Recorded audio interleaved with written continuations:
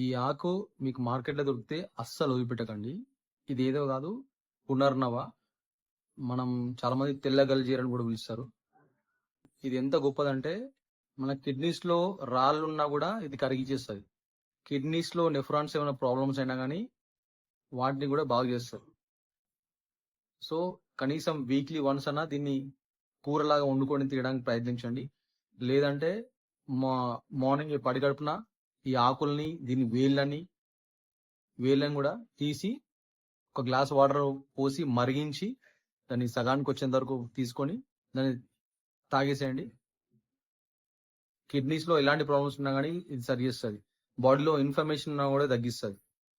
So దీన్ని వాడడానికి try చేయండి. మార్కెట్లో దొరికిపోతుంది. 20-30 రూపీస్ కి దొరికిపోతుంది. ఓకే, నేను మీ రాజు. బాయ్.